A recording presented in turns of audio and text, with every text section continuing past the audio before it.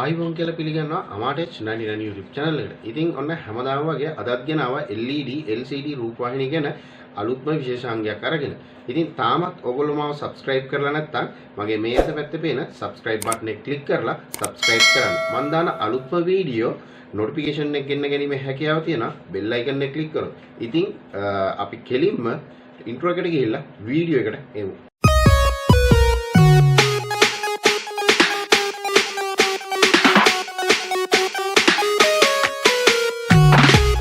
ඉතින් අද ගෙනාවේ LED LCD රූපවාහිනිය වල වැදගත් වෙන IC. ඒ කියන්නේ මේ IC නැති වුනහම ඔයගොල්ලන්ගේ TV වල එන විවිධ වූ ලෙඩ තියෙනවා. ඉතින් අපි මේ IC ටික හඳුනගෙන ඉන්න ඕන මේ ලෙඩ වලට ප්‍රතිකර්ම යොදන්න. ඉතින් අපි පළවෙනියෙන්ම micro process IC කියලා IC එකක් තියෙනවා. ඒ කියන්නේ main board එකේ main IC එක micro process IC. ඉතින් මේ IC එක ප්‍රධාන පුවරුවේ මැද්දට වෙන්න තමයි පිහිටලා තියෙන්නේ. මේක වැඩ කරන voltage එක තමයි 5 volt. ඉතින් ඕගොල්ලන්ට මේකේ 5 volt එකක් ඉන් වෙන තැනක් හොයාගන්න බැරි වේවි පින් වලින්. ඕගොල්ලන්ට තියෙන්නේ සෑම පින් එකකින් යන පාත්යක් චෙක් කරලා 70.5 රෙගියුලේටර් එකක් සම්බන්ධ වෙන පින් එක හොයාගෙන එතනින් voltage එක ඉන් වෙනවද කියලා බලාගන්න. ඉතින් මේ IC එක පිච්චුනොත් ඕගොල්ලන්ගේ TV එකේ ගොඩක් දුරට වෙන්නේ TV එක අක්‍රිය වෙනවා. ඒ කියන්නේ කිසිම graphic කිසිම දෙයක් සම්බන්ධ වෙන්නේ නැති වෙනවා. ඉතින් මේ IC එකේ ක්‍රියාකාරීත්වය ගැන අපි පොඩ්ඩක් හිතුවොත් මේ IC එක සාමාන්‍යයෙන් බෝඩ් එකේ මැදට වෙන්න පිහිටලා තියෙනවා කියලා මම ඔයගලන්ට කිව්වා. ඉතින් මේ බෝඩ් එකේ මැදට වෙන්න පිහිටලා තියෙන්නේ මෙයාගේ ක්‍රියාකාරීත්වය හරියාකාරව කරගෙන යන්න. ඉතින් මේකේ ක්‍රියාකාරීත්වය තමයි මෙයා ලබා ගන්න සංඥා සහ විධානයන් සියලුම දේවල් මුළු බෝඩ් එක පුරාටම බෙදා හැරීම තමයි මෙයාගේ එකම ක්‍රියාවලිය. ඉතින් අපි ඊළඟට යමු RAM IC, ඒ කියන්නේ random access memory කියන IC එකට. ඉතින් මේ IC එක ගොඩාක් වැදගත් වෙනවා LED LCD TV වලට. ඉතින් LED LCD TV වල මතකේ රඳව ගන්න IC එකක් විදිහට තමයි මේ random access memory IC එක බලපාන්නේ. ඉතින් විශේෂත්වය තියෙන්නේ මෙයාගේ ලියවීමේ සහ කියවීමේ හැකියාව තප්පරයට 8න් එකක වේගයක් තියෙනවා. ඉතින් මේකේ විශේෂයෙන්ම මේ IC එක සාමාන්‍යයෙන් ස්ටෑන්ඩ්බයි මෝඩ් එකේ තියෙද්දි SBT ටෙස්ට් පොයින්ට් එකේ 3.3 වෝල්ටේජ් එකක් රඳා පවතිනවා. එතකොට DDR ටෙස්ට් පොයින්ට් එකේ 1.8ක වෝල්ටේජ් එකක් රඳා පවතිනවා. සාමාන්‍යයෙන් මේ පින් දෙක තියෙන්නේ 1.8 DDR වෝල්ටේජ් එක පින් 5 සහ 6. එතකොට STB වෝල්ටේජ් එක තියෙන, ඒ කියන්නේ ටෙස්ට් පොයින්ට් එක චෙක් කරන්න 3.3 වෝල්ටේජ් එක පින් වෙන්නේ පින් අංක 8න්. ඉතින් මේක ඩැමේජ් වුණාම එන ලෙඩේ තමයි ඕගොල්ලෝ TV එක ස්ටෑන්ඩ්බයි මෝඩ් එකේ තියෙනවා. බටන් එක ප්‍රෙස් කරාට එතකොට සමහර විට channel එකකට මාරු කරද්දී සාමාන්‍යයෙන් ස්ලෝ මෝෂන් වෙනවා. ඒ කියන්නේ channel ස්ලෝ මෝෂන් නෙමෙයි, වැඩ කරන්න තියෙන වේගය ස්ලෝ වෙනවා. එහෙම නැත්නම් TV එක on වෙන්න වෙලා යනවා. මෙන්න මේ වගේ ප්‍රශ්න නිසා තමයි මේ TV එකේ මේ process IC එක මොකක් හරි වෙලා කියලා අපි නිගමනය කරන්නේ. ඉතින් මේ process IC එකේ standby mode එකේදී ඔය මම කියපු voltage ටික නැත්නම් අනිවාර්යයෙන් voltage ටික ඒ එන path හරහා resistance හරහා අපි check කරලා හදා ගන්න ඕනේ. හැබැයි process IC එක මොකක් හරි වෙලා තියෙනවා නම් ඔයගලන්ට ඒක replace කිරීමේ හැකියාවක් තියෙනවා. ඉතින් අපි ඊළඟට යමු ROM IC, ඒ කියන්නේ read only memory කියන IC එකට. ඉතින් මේ ROM IC එක TV එක ගොඩාක් වැදගත් වෙනවා ඔයගොල්ලන්ගේ TV එකට. ඔයගොල්ලන්ගේ TV එකේ සම්පූර්ණ වැඩසටහන් ක්‍රියාත්මක වෙන්නේ මෙන්න මෙයාමත්නේ. ඉතින් එතකොට ඔයගොල්ලන්ගේ ප්‍රෝග්‍රෑම් එක, කියන්නේ වැඩසටහන් කියන්නේ ඔයගොල්ලන්ගේ TV එක යම්කිසි ප්‍රෝග්‍රෑම් එකකට තමයි ක්‍රියාකාරී වෙන්නේ. ඉතින් මේ ක්‍රියාකාරීත්වය නැති වෙනවා මෙන්න මේ ROM IC එක. ඒ කියන්නේ read only IC එක ඩැමේජ් වුණාම තමයි ඔන්න ඔය ප්‍රශ්නේ එන්නේ. මේ IC එකේ output voltage එක තියෙනවා වොට් 5 ඉඳලා 15 වෝල්ට් දක්වා. ඉතින් මේකත් සාමාන්‍යයෙන් තප්පරයකට 4න් එකක වේගයක්. තප්පරයකට 4න් එකක වේගයකින් මේ IC එක රීඩ් වෙන්න ගන්නවා. ඉතින් මේකත් නිතරම රීඩ් වෙන නිසා ඩැමේජ් වෙන්න පුළුවන්. ඉතින් මේකෙදි ඕගොල්ලන්ට හරියාකාරව ලබා දෙන විධානයක්. ඒ කියන්නේ හරියාකාරව ඕගොල්ලන්ගේ ටීවී එකේ බටන් එක ප්‍රෙස් කරලා හෝ ඕගොල්ලන්ගේ රිමෝට් එකේ බටන් එක ප්‍රෙස් කරලා ලබා දෙන විධානයක් හරියාකාරව මෙයා ලබාගෙන මෙයා තමයි විධානයක් ලබා දෙන්නේ රයිට් දැන් මේ දේ කරන්න කියලා. ඉතින් මේක ඩැමේජ් වුනහම ඔයගොල්ලන්ට තේරෙනවා ඇති ඔයගොල්ලෝ ලබා දෙන විධානයන් හරියාකාරව වැඩ කරන්නේ නැති වෙනවා ටීවී එකේ.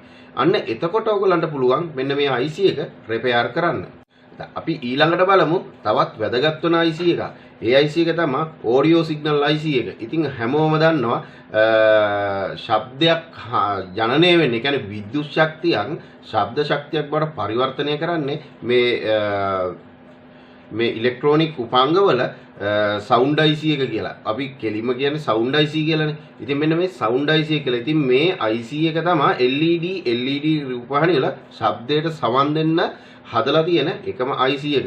ඉතින් මේක ගොඩක් දුරට ඔයගොල්ලන්ගේ ස්පීකර් එක අසල, ඒ කියන්නේ LED LCD TV වල එක යට තියෙන එක උඩ තියෙන ඒ බෝඩ් එකේ අයිනට වෙන්න තමයි මේ IC එක පිහිටලා තියෙන්නේ. ඉතින් මේක පිච්චුනාම සාමාන්‍යයෙන් වෙන දෙයක් තමයි ශබ්දේ නැති එක. ඔයගොල්ලන්ට කියන්න දෙයක් නැහැනේ. මේක අනිවාර්යයෙන්ම ශබ්දේ නැති වෙනවා මේ IC එක පිච්චුනා. ඉතින් මේකේ වෝල්ටේජ් එක ඉන්පුට් වෝල්ටේජ් එක තියෙනවා වෝල්ට් 5 ඉඳලා 12 දක්වා වෝල්ටේජ් එකක්.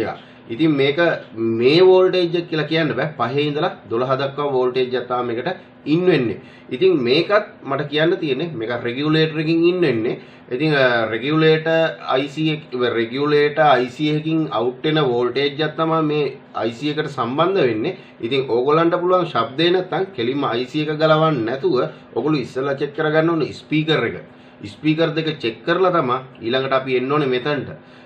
ඒකත් ගලවන්න නැතුව ඔයගොල්ලෝ බලන්න ඕනේ ඉන්පුට් වෝල්ටේජ් එකක් එනවද මේකට සිග්නල් එකක් ඉන් වෙනවද කියලා. ඒ කරලා ඒ හැමදේම වෙලා මේ IC එකේ ශබ්දේ ජනනය කරන්නේ නැත්නම් ඔයාට පුළුවන් මේ IC එක රිප්ලේස් කරන්න. ඉතින් අද වෙළඳ පොලේ ඕන තරම් තියෙනවා මේ IC අඩු මුදලට ගන්න. ඉතින් අපි ඊළඟට කතා කරන්නේ පින් 8 MOSFET IC එකක් ගැන. ඉතින් මේ IC එක ඉන්පුට් වෝල්ටේජ් එක 7 ඉඳලා වෝල්ට් 13 දක්වා විහිදෙනවා. මේ IC එක MOSFET එකක්. ඉතින් මේකෙන් කරන්නේ සිග්නල් ස්විචින් කරන එක. ඉතින් මේක පිච්චුනාම, ඒ කියන්නේ මේක සවුත් වුනහම ඉතින් විවිධ වූ ප්‍රශ්න වලට ඔයගලන්ට මුහුණ පාන සිද්ධ වෙනවා. ටීවී වල මේ MOSFET ආශ්‍රිත ගැටලු ගොඩාක් තියෙනවා හොයාගන්න අමාරුම ඒවා. බෝඩ් වල හොයාගන්න අමාරුම දේ තමයි මෙන්න මේ MOSFET වලින් ඇති වෙන ගැටලු. ඒ කියන්නේ මේවා ගොඩක් පිහිටලා තියෙනවා තැනින් තැන.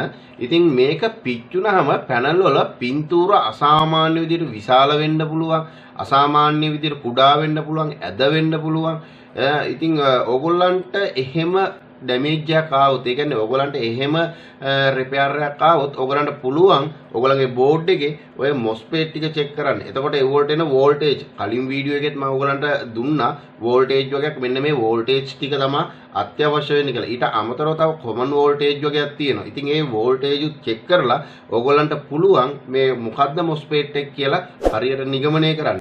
බොහෝ දුරට රිපෙයාර්මන්ලා කරන දෙයක් තමයි මේ MOSFET ප්‍රශ්නවලදී හොයාගන්න බැරි වෙනවා ලෙඩ. ඒ කියන්නේ මේ MOSFET එක කොතනද පිච්චිලා තියෙන MOSFET මේකේ තියෙන බෝඩ් එකේ සාමාන්‍යයෙන් 5-6කට වඩා තියෙනවා. ඉතින් මෙවුවා හොයාගන්න බැරි වුණාම මේගොල්ලෝ කරන්නේ සම්පූර්ණ බෝඩ් එකක් රිප්ලේස් කරන එක. හැබැයි ඔයා ටිකක් මහන්සි වුණොත් ඔයාට පුළුවන් මේ MOSFET එක පින් කරගෙන ඒ MOSFET එක ගලවලා අයින් කරලා සුළු මුදලකට ඒ MOSFET එක දාලා ඒ ටීවී බෝඩ් එකම නැවත ක්‍රියාකාරීත්වයට ගන්න. ඉතින් මං අන්තිම පාර්ට් එක විදියට ගෙනාවේ වෝල්ටේජ් රෙගියුලේටර්. ඉතින් මේක නම් ඕගොල්ලන්ගේ ටීවී එකේ අනන්තවත් දකින්න ඇති. හැම තැනම මේ වෝල්ටේජ් රෙගියුලේටර් එකක් තියෙනවා. ඉතින් මේ IC ටීවී බෝඩ් වල ඕනෑතරම් පෙන්වන්න තියෙනවා කියලා මම ඕගොල්ලන්ට කිව්වනේ. ඉතින් වෝල්ටීයතාවයක් අඩු කරලා ගන්න හදන්නේ කොතනද? අන්න එතන තියෙනවා මේ වෝල්ටේජ් රෙගියුලේටර් එක. ඉතින් ඕගොල්ලන්ට මම දැන් පෙන්නන්නම් මේ වෝල්ටේජ් රෙගියුලේටර්. ඒ කියන්නේ ඕගොල්ලන්ගේ LED LCD TV වල සම්බන්ධ වෙන වෝල්ටේජ් රෙගියුලේටර් වල සීරියල් නම්බර් ටිකක් සහ ඒ වෝල්ටේජ් රෙගියුලේටර් වල වෝල්ටේජ් කොච්චර ප්‍රමාණයක් ඇති වෙනවද මේ අවශ්‍ය වෙනවද කියලා. ඉතින් අද ඕගොල්ලන්ට මම මේ කියලා දුන්නේ TV එක LED LCD TV එක වැදගත් වෙන IC ටිකක්. ඉතින් මෙව්වා ගැන මම ඕගොල්ලොත් එක්ක මුල ඉඳලම කතා කරන්නේ රිපෙයාරින් ගැන කතා කරන්න කලින් මේ දේවල් ඕගොල්ලෝ දැනගෙන ඉන්න ඕන නිසා. ඉතින් අද වීඩියෝ එක ඕගොල්ලන්ට වැදගත් වුණා නම් අද වීඩියෝ එක ඕගොල්ලන්ට ප්‍රයෝජනවත් වුණා නම් තවත් කෙනෙක්ට බලන්න ඔයාට ෂෙයා කරන්න පුළුවන්. ඒත් එක්කම තාමත් ඔයා මාව subscribe කරලා නැත්නම් ඔයාට පුළුවන් subscribe button එක click කරලා subscribe කරන්න. ඉතින් ඕගොල්ලන්ට මන් දාන වීඩියෝ වැදගත් නම් ඕගොල්ලන්ට පුළුවන් notification bar එක on කරලා bell icon එක click කරලා මන් දාන අලුත්ම වීඩියෝ වල notification එකක් ගෙන්න ගන්න. ඉතින් මේ වගේ තවත් වැදගත් වීඩියෝ එකකින් නැවත හමු වෙනකන් ගිහිල්ලා එන්න. සියලු දෙනාටම සුබ දවසක්.